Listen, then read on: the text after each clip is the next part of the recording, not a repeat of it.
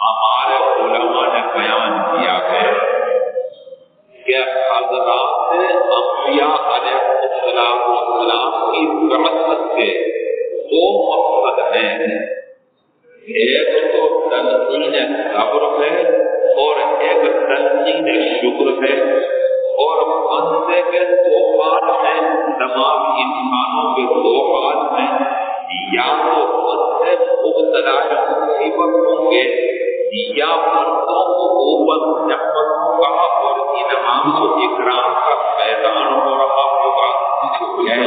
لکھا کہ اگر مصائب ہیں تو حضرات انبیاء علیہ السلام تلقین صبر کرنے کے لیے آئے، اور اگر نعمت میں انعامات میں تو پھر حضرات انبیاء نے تعلیم شکر بھی ہے اور ان کے موقع بھی بتا دیے، ان کے اندر جو شرائط ہیں ان کا بھی ذکر کر دیا۔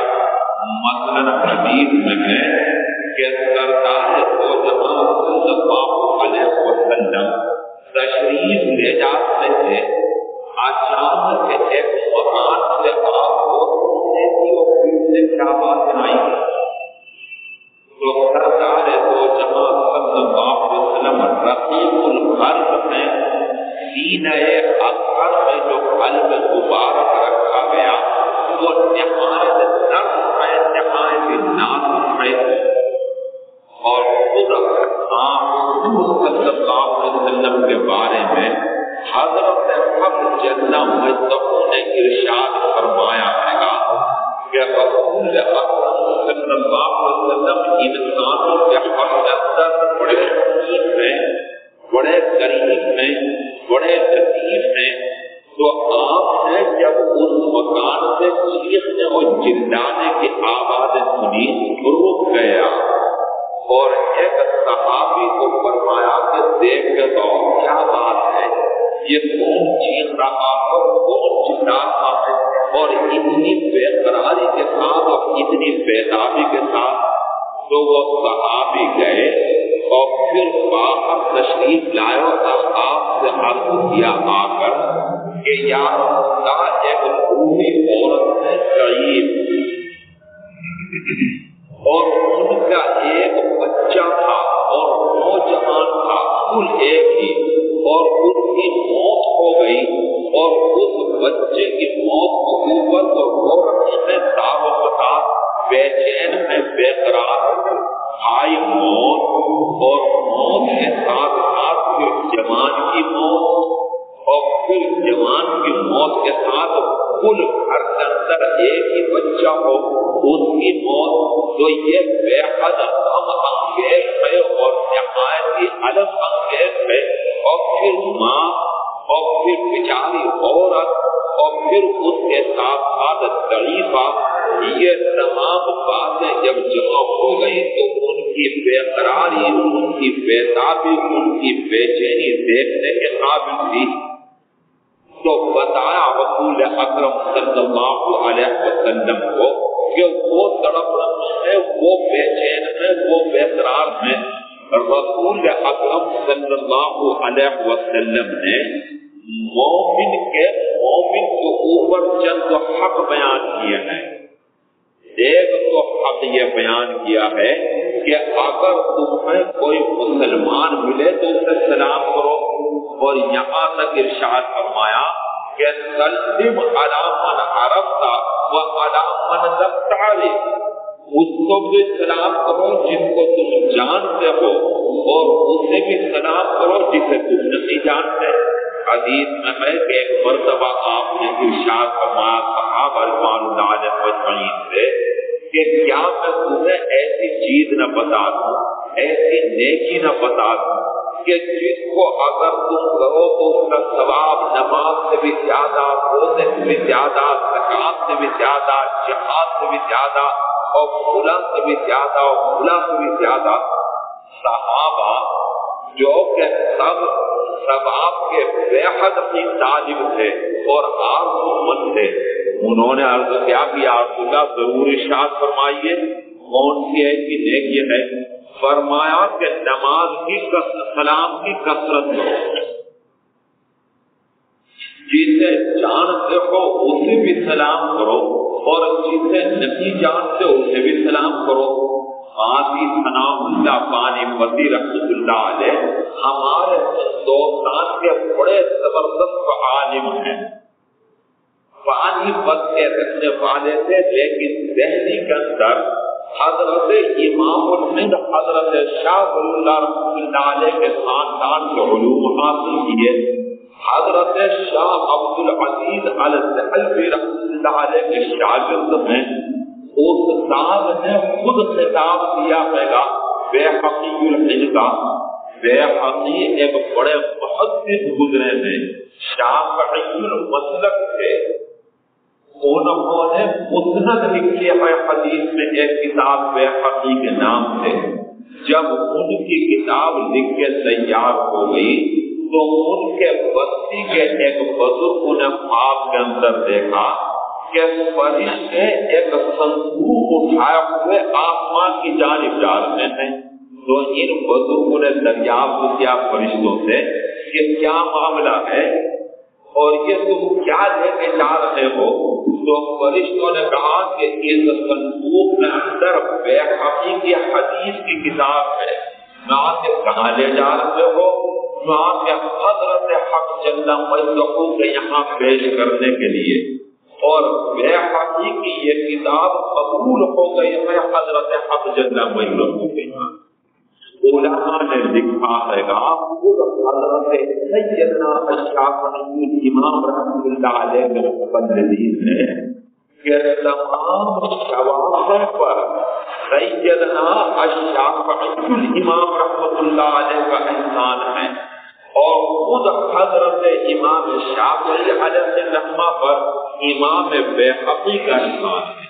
اور یہ لکھا کہ امام بیہقی نے حضرت امام شافعی رحمۃ اللہ علیہ کے فقہ کو اتنا مضبوط کر دیا، حدیث سے اتنا مسلسل کر دیا کہ آج تک حضرت امام شافعی رحمۃ اللہ علیہ کے فقہ کو کسی نے اتنا مضبوط نہیں کیا تھا۔ ٹھیک اسی طریقے پر حضرت قاضی ثناء اللہ پانی پتی علیہ الرحمہ پانی پت کے رکھنے والے دہلی میں تعلیم حاصل کی، اور کس توجہ کے ساتھ تعلیم حاصل کی، کس انہتمام کے ساتھ تعلیم حاصل کی۔ دہلی کا وہ زمانہ آج سے 100-150 سال پہلے کا زمانہ، بلکہ اس سے بھی زیادہ، حضرت قاضی صاحب کو حضرت شاہ عبد العزیز الدہلوی رحمۃ اللہ علیہ نے دہلی کے ایک دور و دراز محلے کی ایک مسجد میں امام کرا دیا تعلیم کے زمانے میں۔ یہ وہاں سے چل کر آتے تھے درسگاہ میں پڑھنے کے لیے۔ ایک دن بارش طوفان آندھی، تو درسگاہ میں جو طلبہ موجود تھے انہوں نے حضرت شاہ عبد العزیز سے عرض کیا کہ حضرت سبق پڑھا دیجیے، سبق کا وقت ہو گیا۔ فرمایا کہ ثناء اللہ کا انتظار ہے۔ طلبہ نے کہا کہ حضرت آج ثناء اللہ نہیں آئیں گے، اس لیے تو دور و دراز محلہ ہے ان کی مسجد، اور طوفانی بارش میں وہ کہاں سے آ سکیں گے؟ تو فرمایا کہ نہیں، طوفان ہو یا بارش ہو یا سیلاب ہو، ثناء اللہ ناغہ نہیں کرے گا۔ تھوڑی دیر میں قاضی ثناء اللہ پانی پتی دوڑ سے آئے، نہ چھتری پاس تھی نہ کوئی برساتی پاس تھی۔ حضرت نے سر کے اوپر تو کھڑا رکھ رکھا تھا اور اس میں اپنے کاغذات اور بھاگے چلے آ رہے تھے۔ شاہ صاحب علیہ الرحمہ نے جب دیکھا قاضی جی کو آتے ہوئے تو چہرہ کھل گیا مسرت سے، اور طلبہ سے فرمایا کہ دیکھو میں نہیں کہتا تھا کہ ثناء اللہ سبق کے اندر کبھی ناغہ نہیں کرے گا، اعجاز کے اندر خاصی نہیں ہوتا۔ سیدنا امام مالک علیہ الرحمہ ایک مرتبہ سبق پڑھا رہے تھے مسجد نبوی میں، شوق ہوا کہ خاصی آیا، تو امام مالک نے اپنے طالب علموں سے کہا کہ جاؤ بھائی ہاتھی دیکھ، نے کبھی ہاتھی نہیں دیکھا ہوگا۔ طلبہ بھاگ پڑے تمام کے تمام، ایک طالب علم بیٹھا رہا۔ امام مالک نے اس سے بھی فرمایا کہ بھائی تو بھی چلا جا اور جا کے دیکھ لے حاضی آیا ہے. اس طالب علم نے کہا کہ حضرت میں پڑھنے کے لیے آیا ہوں، حاضی دیکھنے کے لیے نہیں آیا. ان طالب علموں کا نام تھا ابن رشد. چنانچہ یہ پھر اتنے بڑے عالم ہوئے ہیں کہ امام مالک علیہ رحمہ کا فقہ انہوں نے سنبھالا. دیوبند میں ایک طالب علم سمجھ گیا آپ کے گوجرا والے کا، پاکستان بننے سے پہلے گوجرا والا، اب بھی گوجرا والا ہے لیکن وہ پاکستان کا ہے، پہلے غیر ہندوستان کا تھا. میرے والد مرحوم اس زمانے میں دعوت میں صدر المدرسین تھے. تو رات کو والد مرحوم اپنے کمرے سے چلے وضو کے لیے پانی لینے کے لیے، مول سری کے کنویں سے تہجد کے وقت میں دیکھا کہ سردی کا زمانہ ہے، قیامت کی سردی. وہ طالب علم اپنے کمرے کے اندر بیٹھا ہوا سردی سے کانپ رہا ہے اور کتاب کے مطالعے میں مشغول. تو والد مرحوم رک گئے اور اس کا فرمایا کہ مولوی عبدالعزیز تمہارے پاس لحاظ نہیں ہے؟ کہ حضرت لحاظ نہیں ہے. فرمایا کہ تم نے اہتمام کے دفتر میں درخواست کیوں نہیں دیتے لحاظ کے لیے، تمہیں لحاظ مل جاتا. تو وہ طالب علم بولا کہ حضرت مجھے اتنی فرصت کہاں کہ میں درخواست لکھ کے دفتر اہتمام میں دوں، پھر پوچھنے کے لیے جاؤں کہ منظور ہو گئی یا نہیں، پھر منظور ہو گئی تو میں لحاظ لینے کے لیے جاؤں. مجھے اتنی فرصت نہیں ہے. اس طالب علم کے کمرے کے اندر ایک چٹائی بچھی ہوئی تھی اور تکیے کے لیے کام لیا جاتا تھا ایک اینٹ سے، اور کل اس کے پاس ایک پیالہ تھا. خدا کا بندہ کھانا مطبخ میں لیتا، وہیں بیٹھ کر کھانا کھا لیتا، وہیں کھانے کے بعد ڈل پر کنویں پر آ کے پانی پی لیتا، اور پانی پینے کے بعد پھر اس پیالے کو صاف کر کے کمرے میں رکھ دیتا. یہی طالب علم پھر مولانا عبدالعزیز صاحب گوجرا والے کے محدث اور عالم کے نام سے مشہور ہوئے. تو قاضی ثناء اللہ پانی پتی رحمۃ اللہ علیہ کا کیا کہنا لکھا ہے حالات میں کہ جب پڑھ کر چلے ہیں تو اس دن مٹکا کھولا اپنا اور اس میں سے کاغذات نکالے، حدود نکالے.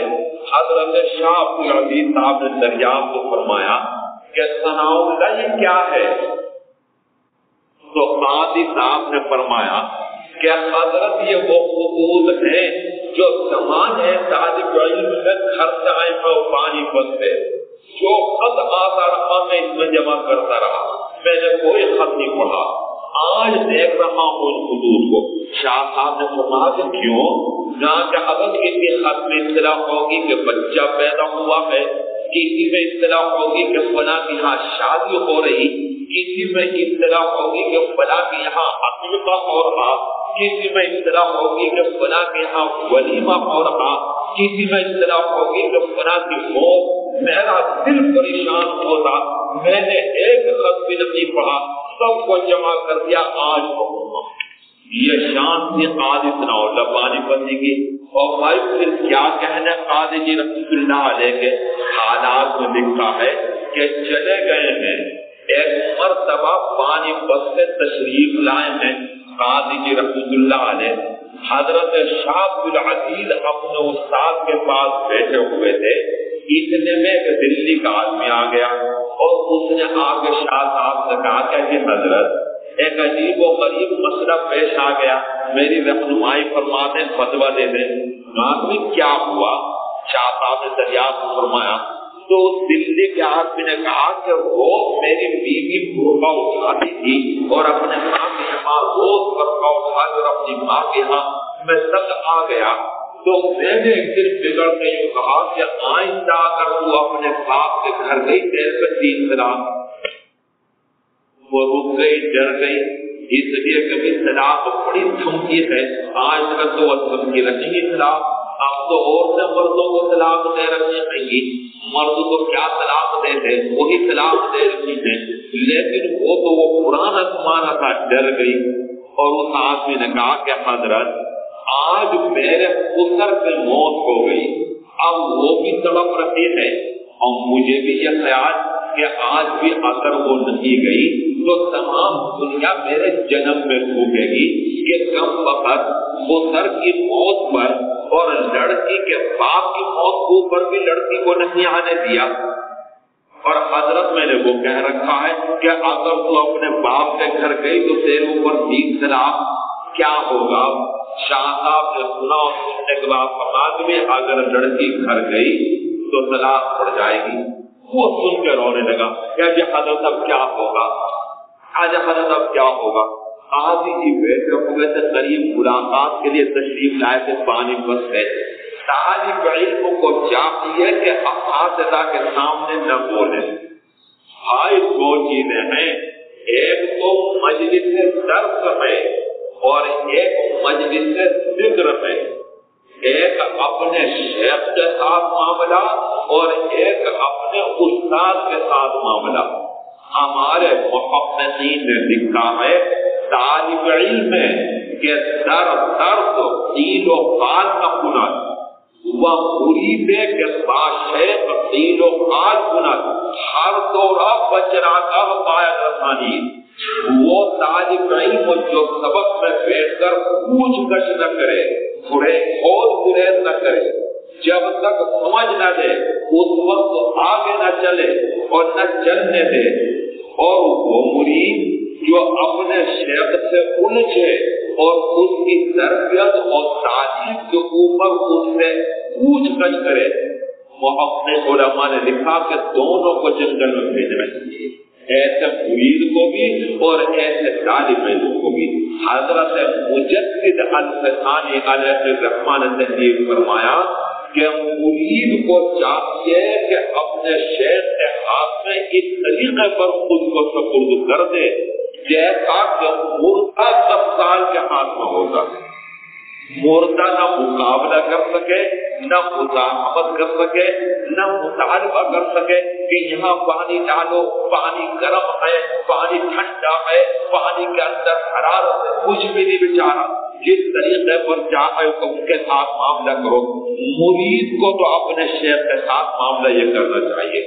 حضرت عارف شیرازی حافظ رحمۃ اللہ علیہ نے فرمایا بغیر سجادہ رنگی کن کرد پیر مہاں گویا کہ صادق بے خبر نبوت سے راہ و رسم منزلہ، کہ اگر شیخ تم سے یہ کہے کہ اپنے مسلح کو شراب میں بھگو کر اور اس کے اوپر نماز کو پڑھ لیجو، اس لیے کہ صادق جو کچھ کہہ رہا ہے وہ یقیناً جان کر کہہ رہا ہے، بغیر جانے ہوئے نہیں۔ دہلی میں حکیم اجمل خان صاحب مرحوم کے شاگرد تھے حکیم محمد زکی، حال میں ان کا انتقال ہوا، نام بھی زکی تھا اور واقعی دل کے اندر بھی زکی تھے، چٹکلے بتایا کرتے تھے اور چٹکلوں سے علاج کیا کرتے تھے۔ ایک مرتبہ دارالعلوم دیوبند کے نائب محتمم مولانا مبارک علی اور دیوبند کے ناظم کتب خانہ مولوی سلطان صاحب دونوں دمے کے اندر مبتلا ہو گئے۔ جب علاج کرتے کرتے تھک گئے تو آخر میں دلی پہنچے اور حکیم زکی کو نبض دکھائی تو حکیم زکی نے نبض دیکھ کر کہا کہ آپ دونوں حضرات آم کا اچار لیں پرانا اور اس میں خوب تیل پڑا ہوا ہو سرسوں کا اور دبا کے کھائیں۔ مولوی مبارک علی صاحب بوڑھے آدمی سے باہر نکل کے مولوی سلطان سے کہنے لگے کہ اسے کس نے کہہ دیا باؤ کہ یہ حکیم ہے، یہ حکیم ہے۔ تمام دنیا تو ان کو کہتی ہے کہ کھانسی کی بیماری، دمے کی بیماری میں کھٹائی کے قریب بھی نہ جانا چاہیے، اور یہ خدا کا بندہ کہہ رہا ہے کہ اچار کھاؤ، بلکہ کھانے کو نہیں کہہ رہا بلکہ کہہ رہا کہ دبا کے کھاؤ۔ میں تو کبھی بھی نہیں کھانے کا، اس نے تو ہمیں مارنے کا پورا ارادہ کر لیا، پتہ کب کا بدلہ لے رہا ہے۔ مولانا مبارک علی ذرا کمزور دل کے سے کھانے کے لیے تیار نہیں ہوئے۔ مولوی سلطان نے آ کے دم اچار، صبح کو ناشتے میں بھی اچار، دوپہر کو کھانے میں بھی اشعار، رات کو بھی کھانے کے اندر اشعار کی ریل کر دی. بس تیسرے دن مولوی سلطان کو قے ہوئی اور اس قے کے اندر کھڑا ہوا بلغم نکلا دیا اور سارا دما جاتا ہے. اگر طبیب کامل ہے، اگر شیخ کامل ہے اور وہ متبع سنت ہے اور سلوک اور تصوف کا پورا حاضر و تجربہ کار ہے، وہ جس رستے کو اوپر ڈالے گا انشاءاللہ اس میں خیر ہوگی. تو بہرحال متفقہ فیصلہ یہ ہے کہ طالب علم کو پوچھ گچھ کرے اور مرید کو پوچھ گچھ نہ کرنا چاہیے. ہمارے استاد حضرت شیخ الاسلام مولانا سید حسین احمد مدنی علیہ الرحمہ اور ہمارے شیخ الشیخ حضرت مولانا محمود حسن صاحب رحمۃ اللہ علیہ، تو حضرت شیخ الہند رحمۃ اللہ علیہ کی درجہ میں حضرت مدنی فارغ ہو چکے تھے، پڑھا رہے تھے، مگر جب آتے تھے دیوبند میں تو استاد کے سبق کے اندر شرکت سعادت سمجھتے تھے. اور بھائی آج کل میں تو شاگرد بھی عجیب و غریب ہیں، کچھ بھی نہیں، اور خود اپنی طرف کا کھول کے بیٹھ گئے. امام ابو حنیفہ رحمۃ اللہ علیہ کا واقعہ سنا ہے، جن کے متعلق میں نے شروع کیا تھا. خیال یہ تھا کہ چاروں امام کے حالات سناؤں گا، فقہ کے کچھ آپ کو معنی بتاؤں گا اور فقہا کی کچھ خصوصیات آپ کے سامنے ذکر کروں گا. مگر بدقسمتی سے مضمون بھی پورا ہوتا. یہ توجہ کر رکھی ہے مولانا زبیر صاحب نے، جب تک یہ ہماری تقریروں میں رہیں گے یہ مضمون پورا نہیں ہونے دیں گے. تو بہرحال قاضی ابو یوسف رحمۃ اللہ علیہ کے والد کا بچپن میں انتقال ہو گیا. ان کی ماں انہیں لے کے چلی کہ چلو انہیں کہیں ملازم کرا دیں. ایک بھٹیارے کی دکان پہ ملازم کرا دیا قاضی ابو یوسف رحمۃ اللہ علیہ کو. اب قاضی جی دکان پہ بھٹیارے کے جانے لگے. راستے میں امام ابو حنیفہ کی طرف کا پہنچی تھی. ایک دن دکان کھڑے ہو کے سنا، قاضی جی کو کچھ مزہ آیا. دوسرے دن دکان میں جانے کے بجائے امام اعظم کے حلقہ سبق میں بیٹھ گئے اور مزہ آیا. تیسرے دن ذرا آگے کو بیٹھ کے اب اور بھی مزہ آیا. اب قاضی جی نے چھوڑ چھاڑ بھٹیارے کی دکان اور امام اعظم رحمۃ اللہ علیہ کی طرف کا نبھا دی. مہینہ ختم ہوا تو بڑی بھی پہنچی بھٹیارے کے یہاں اور پہنچنے کے بعد کہا کہ تنخواہ گناہ کے کیسی تنخواہ؟ جہاں کہ میرا بیٹا تیرے یہاں کام کر رہا ہوں، میں چھوڑ کے گئی تھی. گناہ کہ یہاں نہیں تیرا بیٹا آیا، پر ایک دن کو قطع تھا تو پتہ ہی نہیں کہ کہاں ہے کہاں نہیں. اب اس نے سر پیٹ لیا اور وہ پیٹ کے ادھر دیکھا ادھر دیکھا. خیال ہوا کہ کہیں مسجد میں صبح کو وقت ہو رہا ذکر کی مجلس جانا گزراؤ. وہاں جو گھس کے دیکھا تو حضرت ابو یوسف امام ابو حنیفہ کے سبق میں. اب یہ بوڑھی عورت، کوئی بوڑھوں کا مزاج ویسی طرح بگڑ جاتا ہے، ناراض نہ ہوتا. وہ ایک لکھا ہے نا واقعہ کہ ایک بڑے میاں ایک طبیب کے پاس پہنچ گئے. نوجوان طبیب نے نبض دکھائی اور نبض دکھا کر کہا کہ حکیم جی نیند نہیں آتی. تو حکیم نے کہا کہ بڑے میاں بڑھاپے میں نیند اڑ جا کرتی رہے گی. جہاں کہ حکیم جی ساری رات کھاتی، جہاں کہ ہاں بڑھاپے میں کھانسی بھی ہوتی رہتی ہے. جہاں کہ حکیم جی کھجلی بھی بہت چلنے لگی. جو کہاں بڑے میاں بڑھاپے کے اندر خشکی بڑھ جاتی ہے گی اور خارش ہو جایا کرتی ہے. بڈھا بگڑ گیا اور بگڑ کے کہنا کہ تجھے کتنے حکیم بنا دیا، تیرا بیڑا گرم ہو جا، تیرے یہاں کوئی بیماری نہیں سوائے بڑھاپے کے سوچی کا. نوجوان طبیب ہنسا اور ہنس کے کہا کہ یہ بگڑنا بھی بڑھاپے کا نتیجہ ہے. جو آپ بگڑ رہے ہیں، ناراض ہو رہے ہیں، یہ بھی بڑھاپے ہی کا نتیجہ ہے.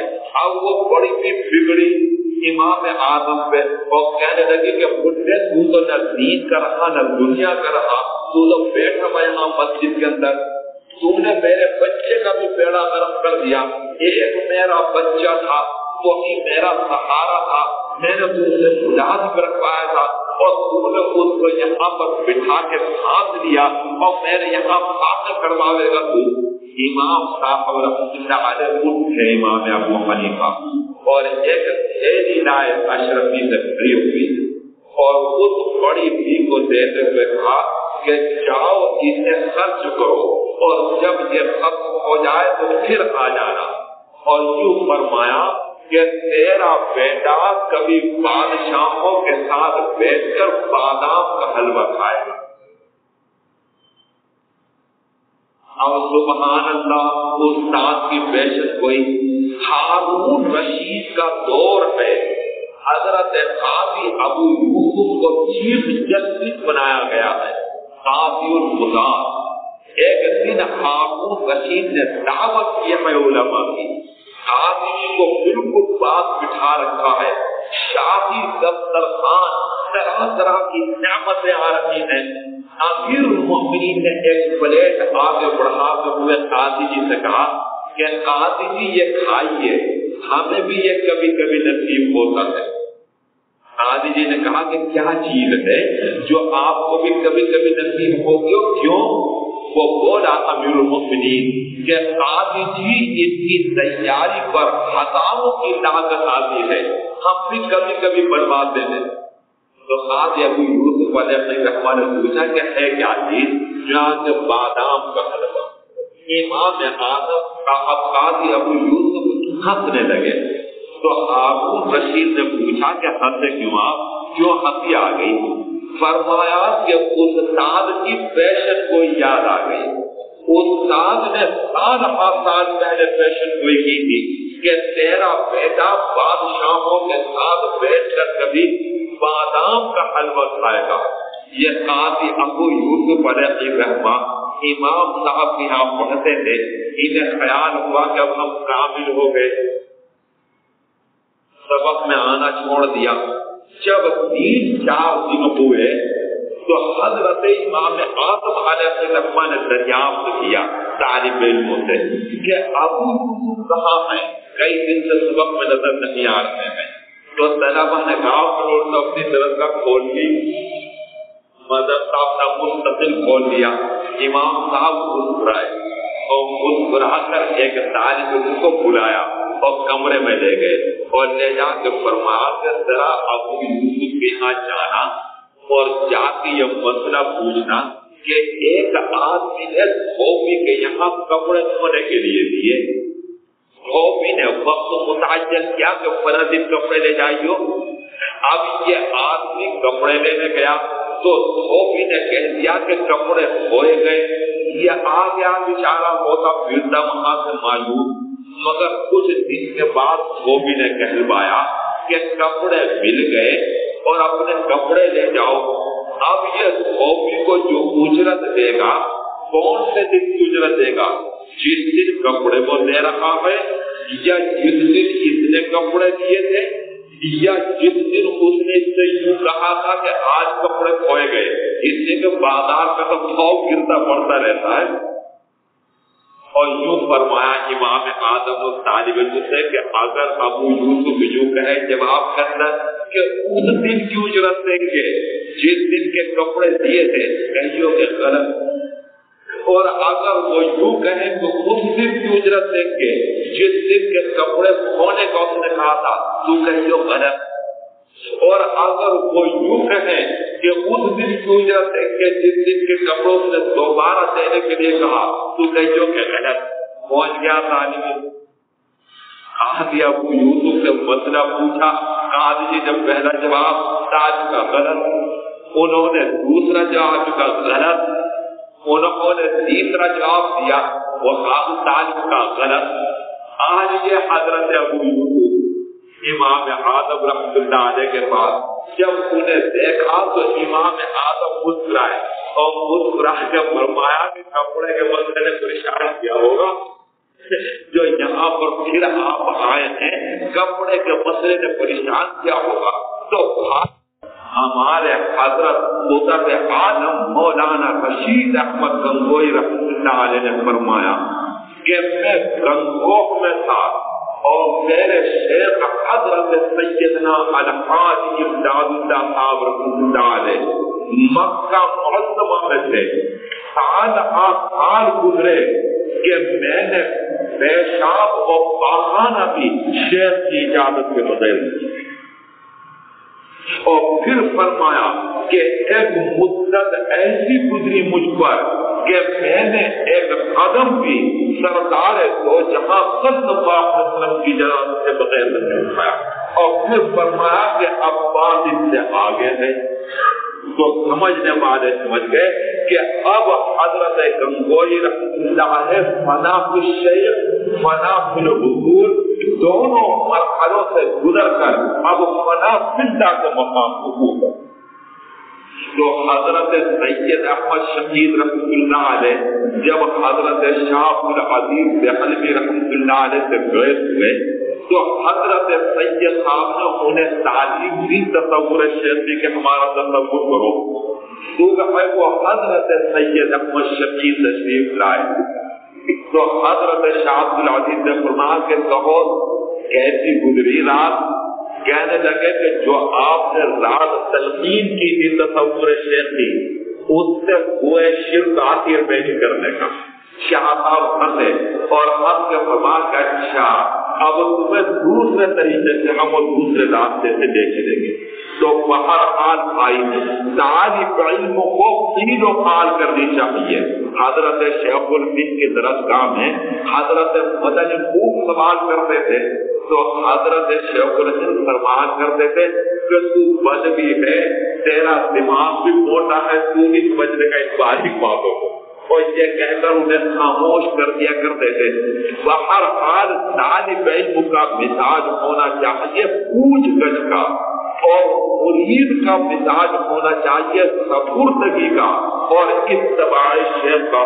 تو میں وہ سنا رہا تھا کہ سردار دو جہاں صلی اللہ علیہ وسلم نے دریافت کیا معلوم ہوا کہ بڑی پیر ہو رہی ہے کیونکہ بچے کی موت ہو گئی. جوان بچہ ایک ہی بچہ اس کا سہارا رسول اکرم صلی اللہ علیہ وسلم کو جو معلوم ہوا تو آپ کی ہدایت ہے کہ اگر کوئی مسلمان ملے تو سلام کرو. اگر کوئی بیمار ہو جائے پڑوس میں مسلمان یا بستی میں اس کی تیمارداری کرو. علماء نے لکھا ہے کہ سردار دو جہاں صلی اللہ علیہ وسلم نے عیادت کا لفظ استعمال کیا ہے. حدیث کے الفاظ سے بھی فائدہ اٹھایا جاتا ہے بھائی, لفظوں سے بھی مسئلے نکلتے ہیں. امام ابو حنیفہ اور حضرت امام شافعی رحمۃ اللہ علیہ میں مسئلے پر جھگڑا چل رہا. مسئلہ یہ ہے کہ جنازے کے آگے آگے چلے آدمی یا جنازے کے پیچھے پیچھے چلے. سیدنا امام شافعی رحمۃ اللہ علیہ کی رائے یہ ہے کہ جنازہ پیچھے ہو آدمی آگے چلے اور حضرت امام ابو حنیفہ رحمۃ اللہ علیہ کی رائے یہ ہے کہ جنازہ آگے ہو اور آدمی پیچھے ہو. دونوں حضرات نے اپنی دلیلیں لے دی. امام شافعی علیہ الرحمہ نے تو یہ فرمایا کہ ہم سفارشی ہیں, ہم شفیع ہیں اور مردہ مجرم ہیں اور مجرم پیچھے ہوتا ہے اور شفاعت کرنے والے آگے آگے. جب کسی حاکم کے یہاں جاتے ہیں کسی سفارش کرنے کے لیے اور شفاعت کرنے کے لیے تو مجرم ذرا شرمایا ہوا لجایا ہوا پیچھے پیچھے اور سفارش کرنے والے آگے آگے. مردہ گویا کہ مجرم ہے اور ہم اس کی شفاعت کر رہے ہیں. حضرت حق جل وجلہ کے یہاں ہمیں آگے ہونا چاہیے اور مردے کو پیچھا. دلیل یہ بھی حضرت امام شافعی رحمۃ اللہ علیہ نے اور سیدنا امام اعظم نے یہ دلیل دی کہ بھائی مردہ رخصت ہو رہا ہے اور ہم رخصت کر رہے ہیں اور قاعدہ یہ ہے کہ جب کوئی رخصت ہوتا ہے تو اسے آگے کر دیتے ہیں اور خود اس کے پیچھے پیچھے چلتے ہیں. دونوں حضرات کی دلیلیں بدل گئی. اب دلیلیں بدلنے کے بعد حدیث کے اوپر زور لگا کہ حدیث میں کیا الفاظ ہیں اور وہ لفظ کس کا ساتھ دیتے ہیں. تو سردار دو جہاں صلی اللہ علیہ وسلم نے الفاظ استعمال کیے ہیں اتباع جنائز کہ مسلمان کا مسلمان پر ایک حق یہ بھی ہے کہ جنازہ جب اٹھے تو اس کی اتباع کے ساتھ چلے. جب سے اتباع سے حنفیہ نے فائدہ اٹھا لیا کہ اتباع ہوتا ہے کہ پیچھے چلنا چاہیے کیونکہ اتباع کے معنی آتے ہیں پیچھے چلنے کے. تو رسول اکرم صلی اللہ علیہ وسلم کے الفاظ سے بھی فائدہ اٹھایا جاتا ہے. آپ نے ارشاد فرمایا کہ مسلمان کا مسلمان پر پہلا حق سلام کرے. دوسرا حق یہ ہے کہ مسلمان بیمار ہو جائے تو عیادت کرے. لفظ عیادت کو علماء نے فائدہ اٹھایا اور کہا کہ ایک مرتبہ کی بیمارداری کافی نہیں ہوگی, ایک مرتبہ کی پوچھنا کافی نہیں, بلکہ جب تک بیمار اچھا نہیں ہو جائے گا اس وقت تک اس بیمار کی بداعت پوری کی جاتی رہے. کیونکہ رسول اکرم صلی اللہ علیہ وسلم کا لفظ مبارک عیادت ہے جو عود سے نکلا ہے. عود کے معنی آپ نے بار بار لوٹنا, اسی سے عادت ہے. آپ کو پوری پہلے کی لت ہو گئی وہ سیرت میں ہے بار بار, اسی سے لفظ عید ہے کہ ہر سال لوٹ کر آتی رہے گی. عیادت سے علماء نے یہ فائدہ اٹھایا. اور قاضی جی رحمت اللہ علیہ نے پھر بتایا کہ سلام کن کن موقعوں پر ہوگا, تمام چیزیں ذکر کی. قاضی جی نے مسئلہ بیان کیا کہ نوجوان لڑکی کو سلام نہیں کیا جائے گا. اگر نوجوان لڑکی کو سلام کر لیا اول تو وہ جواب زندگی میں دے, اور اگر جواب دے تو بڑے سخت لہجے میں نہایت کڑاکے کی آواز میں, تاکہ لوچدار آواز کو سن کر مرد کے دل میں کوئی برا خیال نہ پیدا ہو. قاضی جی نے لکھا کہ بے ریش و خرود لڑکے کو سلام نہیں کیا جائے گا. قاضی جی نے لکھا کہ بدعتی کو سلام نہیں کیا جائے گا. قاضی جی نے لکھا کہ جو نماز پڑھ رہا ہو اسے سلام نہیں کیا جائے گا. جو استنجا کر رہا ہو اسے سلام نہیں کیا جائے گا. جو کھانا کھا رہا ہو اسے سلام نہیں کیا جائے گا. جو دینی کتابوں کے مطالعے میں مشغول ہے اسے سلام نہیں کیا جائے گا. جو عدالت شرعیہ میں بیٹھ کر فیصلے کر رہا ہے, مسلمانوں کے مقدمے لے رہا ہے, اسے سلام نہیں کیا جائے گا. اب قاضی جی نے شرائط بیان کی. قاضی جی نے ذیل میں یہ بھی ذکر کیا کہ جو بیمار ہوگا ایک مرتبہ کی بیمار ہوتی نہیں, بلکہ جب تک مسلمان بیمار رہے اس وقت علاج.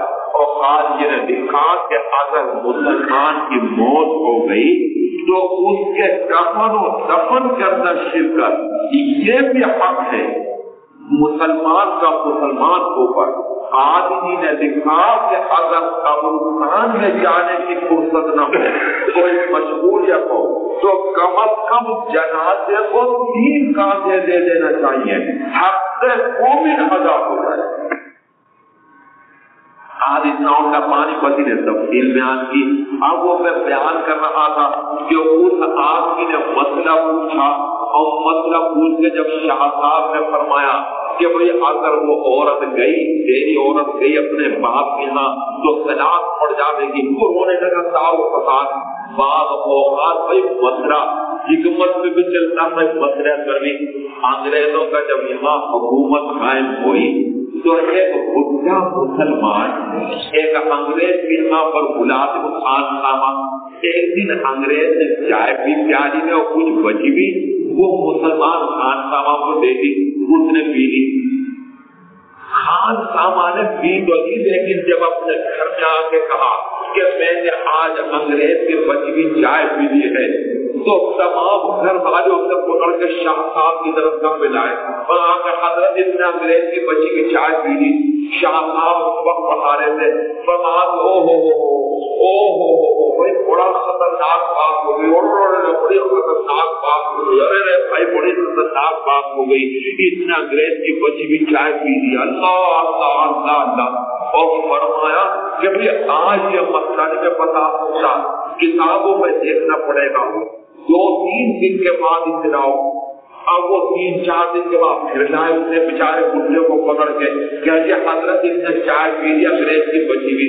शाह साहब ने फिर फरमाया भाई बड़ा गजब आ गया, भाई बड़ी कयामत आ गई, अंग्रेज का बच्चा पी लिया। और फिर फरमाया तुम्हें गुस्ल कराओ इससे।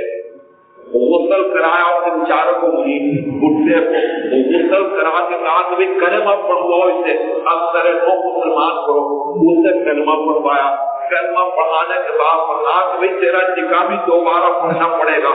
उसका निकाह भी पढ़वाया और उसके बाद उसने फरमाया कि आइंदा न पी ली जो किसी अंग्रेज की बची हुई चाय। जब वो चला गया तो तालिब इल्मों ने कहा कि मसला तो ये नहीं है, अहले किताब को तो झूठा पी भी सकते हैं, खा भी सकते हैं, और अंग्रेज अहले किताब ने अगर पी लिया तो क्या फर्क हुआ। तो शाह साहब ने फरमाया कि भाई ठीक है मसला तो यही है, लेकिन हजरत ने जरा सी छूट दे देता तो न जाने बात कहां तक पहुंचा। इसलिए हिकमत का मसलहत का तकाजा यह था कि छूट न दी जाए। हजरत हकीमुल उम्मत मौलाना अशरफ अली थानवी रहमतुल्लाह अलैह का इंतकाल हुआ। हदीस में है कि रसूल अकरम सल्लल्लाहु अलैहि वसल्लम फरमाया कि कब्रों की बेहुरमती न करो, कब्रों की इबादत भी न करो, उनका सजदा भी न करो, उन पे फूल भी न चढ़ाओ, चादरें भी न चढ़ाओ, बना भी न करो, बना भी न करो, और साथ ये भी कि कब्र की बेहुरमती भी न करो। उर्दू के एक शायर ने कहा है कि रात का वक्त है, कब्रों को न ठुकरा कर चलो, जाने किस हालत न हो मस्जिद किसी नाशाद। बुलबुले नाशाद ने कुछ इस तरह फरियाद की, रोते रोते सिजकियां खुद बन गई सैयाद की। लोग दहलवी के शहर हैं तो रसूल अकरम सल्लल्लाहु अलैहि वसल्लम ने इससे भी रोक दिया है। अब मौलाना जफर अहमद साहब उस्मानी रहमतुल्लाह अलैह, हजरत थानवी रहमतुल्लाह अलैह के रिश्तेदार भी, हजरत के खुलाफा में से भी हजरत थानवी रहमतुल्लाह अलैह के मज़ार पर तशरीफ लाए तो जूते पहने में हजरत के बिल्कुल मज़ार के ऊपर लोगों को बड़ा नागवार हुआ। लोग देखो तो सही इनके शेख हकीमुल उम्मत और खुला और खुला और खुला, और ये जूते पहन के ऊपर चढ़े जा रहे हैं। लोगों ने बात लगा ये क्या, हुजूर ने भी फरमाया है कि खबरों की बेहुरमती न की जाए। तो मौलाना जफर अहमद साहब ने फरमाया कि मसला तो यही है, लेकिन भाई अगर से जूते दूर उतार देता, मेरे देखा देखी लोग इस कब्र को ऊपर सजदे ही करने लगते। इस वजह से हिकमत का तकाजा यह रहेगा कि मैं इतना गैर मामूली मसाल का एहतराम न करूं। तो मसले कभी हिकमत में चलते हैं और कभी भाई मसलों के अंदर उलझने भी पैदा हो जाती हैं। तो शाह साहब ने तो फतवा दे दिया कि अगर लड़की अपने बाप के यहाँ गई तो तलाक पड़ जाएगी। अब वो होने लगा विचार कर लिया तो क्या होगा। ये हजरत काजी जी बोले बावजूद के शागिर्द से कि हजरत अगर इजाजत हो तो मैं भी अर्ज को फरमाया तो भी बोलो, जरूर बोलो। काजी जी ने कहा कि तलाक नहीं पड़ेगी, अगर लड़की जाएगी घर तो तलाक नहीं पड़ेगी। शाह साहब ने फरमाया तो क्यों नहीं पड़ेगी। काजी जी ने फरमाया कि इसने यूं कहा था कि अगर तू अपने बाप के घर जाए तो तेरे ऊपर 30 तलाक, बाप का वो घर ही नहीं रहा, वो तो मर चुका, तो भाइयों का घर हो गया। अब अगर जाएगी तो अपने भाइयों के घर जाएगी, न कि अपने बाप। शाह साहब खड़े हो गए और फरमाया कि खड़े होइए काजी जी। काजी जी खड़े हुए तो हजरत शाह साहब ने उनकी परेशानी को बोसा दिया और फरमाया कि अब हमें अपनी मौत की फिक्र नहीं रही, हमारे सही जानशीन पैदा हो गए। तो भाई काजी सनाउल्लाह पानी वसी रहमतुल्लाह अलैह बेहकीकी लखनऊ तुमने तो बात तो वहां से चली थी कि सरदार दो जहां सल्लल्लाहु अलैहि वसल्लम को जब मालूम हुआ कि उन बीवी का बच्चा मर गया, जवान बच्चा मर गया, वो सड़क रखने में और रो रही में, रसूल अकरम सल्लल्लाहु अलैहि वसल्लम अंदर तशरीफ ले गए और ले जाके फरमाया बड़ी बीवी ने कि सब्र करो, بڑی بھی شدت غم کے اندر بالکل اپنی مجنون عورتیں تھی، بگڑ کے کہنے لگی کہ جاؤ جاؤ، تم آئے ہو یہاں پر تعزیت کرنے اور قبر کی تلقین کرنے، میرا تو بچہ مر گیا، اگر تمہارا بچہ مرتا جب تمہارے دل میں لگتی۔ ہاں حضور ان کا یہ کڑوا جواب سن کر باہر تشریف لے آئے۔ جب آپ باہر نکل آئے تو ان بڑی بیوی نے کسی نے پوچھا کہ تم نے پہچانا بھی یہ کون تھے؟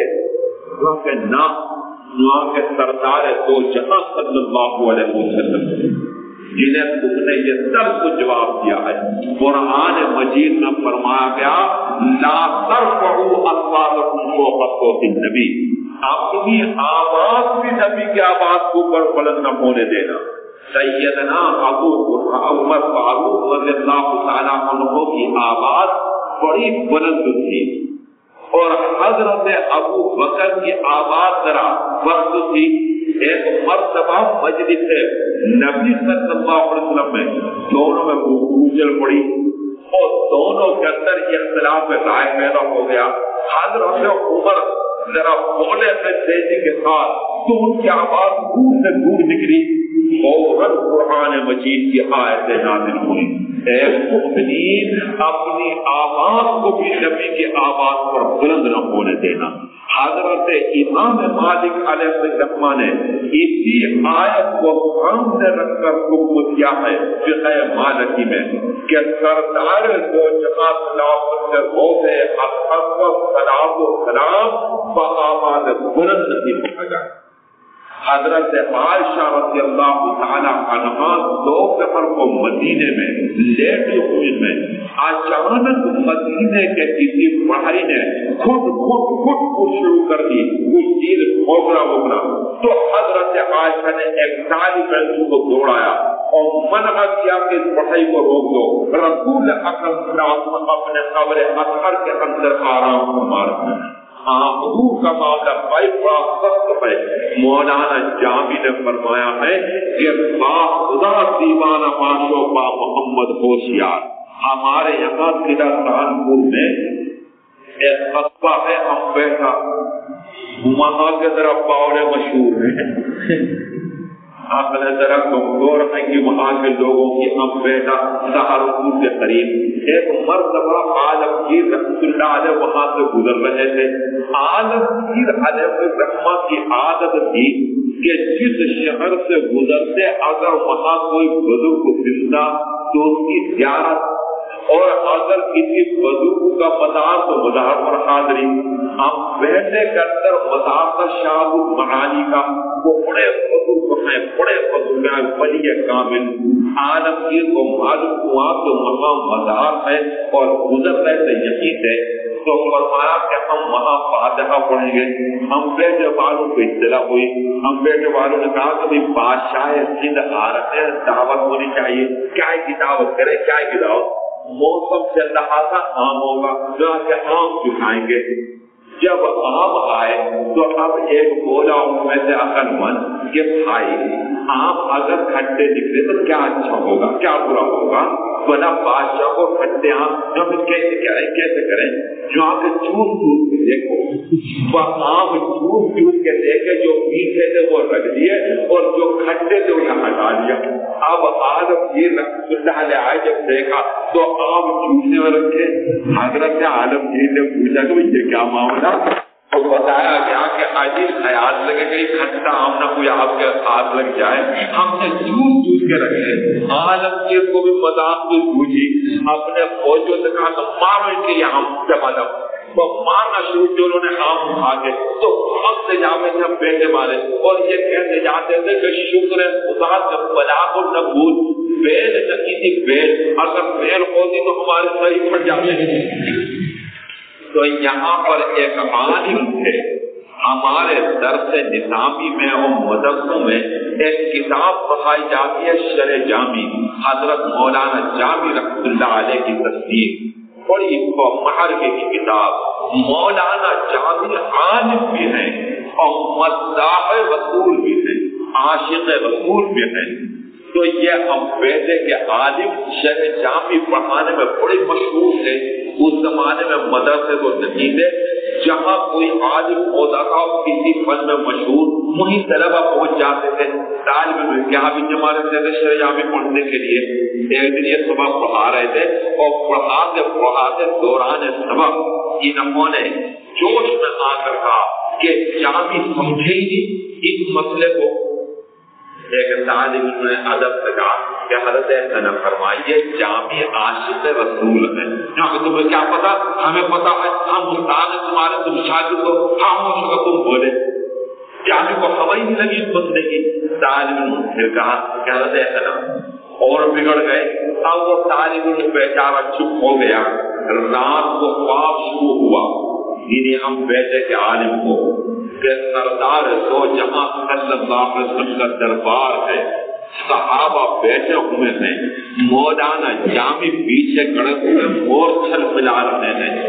جب یہ مولوی صاحب کارگاہ نبوت میں پہنچے تو مولانا جامع نے بادب تمام سردار دو جہاں صلی اللہ علیہ وسلم سے عرض کیا کہ یا رسول اللہ, تنقید کا تو کچھ حق ہے بھی, مگر تنقید بھی جائز ہے کہ کسی کی نقص بیان کیا جائے اور اس کی تنقید کی جائے. آپ نے فرمایا کہ نہیں, تنقید نہیں کی جا سکتی, یہ جائز نہیں. تو مولانا بولے کہ یہ جو مولوی صاحب آئے ہیں ابھی انہوں نے صبح طلبہ کے سامنے میری برائی بیان کی اور میری توہین کی. ایک طالب علم نے توجہ بھی دلائی ہے کہ یوں نہ کہیے, مگر یہ نہیں مانے اور ضد کرتے رہے. سردار دو جہاں صلی اللہ علیہ وسلم نے فرمایا کہ جامع تم نے کیا لکھا ہے مسئلہ شرع جامع میں؟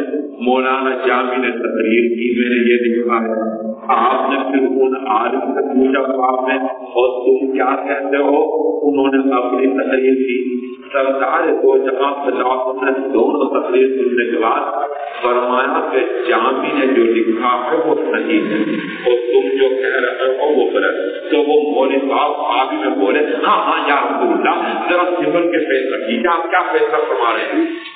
آپ مسکرائے اور مسکرا کے فرمایا کیا باولے ہو گئے ہو, اب تمہیں میرے فیصلے میں بھی اطلاع نہیں, بس صبح اٹھتے ہیں تو ان کا دماغ خراب ہو.